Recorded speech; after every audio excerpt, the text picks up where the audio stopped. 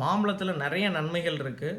Fibre நிறைய இருக்குது, நார்ச்சத்து இருக்குது, விட்டமின் சி இருக்குது, பாலிஃபினால்ஸ்னு சொல்லுவாங்க, ஆன்டி கேன்சர் ப்ராப்பர்ட்டி, அதே மாதிரி சர்க்கரையை ரெடியூஸ் பண்ணுற ப்ராப்பர்ட்டி, இது எல்லாமே நிறைய இருக்குது. இவ்வளோ இருந்தும் மாம்பழத்தை வந்து வேண்டாம் அப்படின்னு சொல்கிறதுக்கான காரணம் வந்து கிளைசிமிக் இண்டெக்ஸ், அதாவது சர்க்கரையை சாப்பிட்டோன்னே சர்க்கரையை ஏற்றி விடுறது. கிளைசிமிக் லோடு அப்படின்றது மீடியமானது தான்.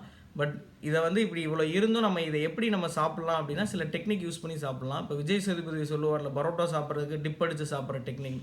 பரோட்டா சாப்பிட்றது சில ரூல்ஸ் இருக்கு. முதல்ல கறி போட்டுக்கோ,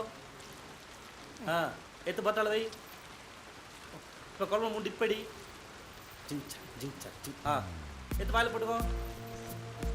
அது மாதிரி வந்து மாம்பழத்துக்கும் சில டெக்னிக் யூஸ் பண்ணிக்கலாம். ஃபஸ்ட்டு வந்து சுகர் வந்து நீங்கள் கண்டிப்பாக 200க்குள்ளேயே உங்களுக்கு எப்பயுமே இருக்கும் அப்படின்னா மட்டும்தான் நீங்கள் அந்த மாம்பழம் சாப்பிட ட்ரை பண்ணணும். நெக்ஸ்ட்டு வந்து நீங்கள் ஏதாவது வேறு ஃபுட்டோடு சேர்த்து சாப்பிட்டுக்கலாம். மத்தியானம் லஞ்சோட ஒரு ரைஸு, ஒரு சுண்டல், பயிறு இந்த மாதிரிலாம் வச்சுருக்கீங்கன்னா சேர்த்து சாப்பிட்டுக்கலாம். அப்படி இல்லைன்னா ஒரு தயிர் இல்லை நட்ஸ் அதோடு சேர்த்து சாப்பிட்டுக்கலாம். அது மாதிரி போர்ஷன் கண்ட்ரோல், கம்மியாக சாப்பிட்ணும். ஒரு 4 பீஸ் 5 பீஸ் அந்த மாதிரி கம்மியான அளவில் சாப்பிட்ணும். அதே மாதிரி ஜூஸாக சாப்பிடக்கூடாது. அதே மாதிரி நீங்கள் தனியாக வெறும் மாம்பழம் மட்டும் எடுத்து நம்ம சாப்பிடுவோம் அப்படின்னு சாப்பிடக்கூடாது.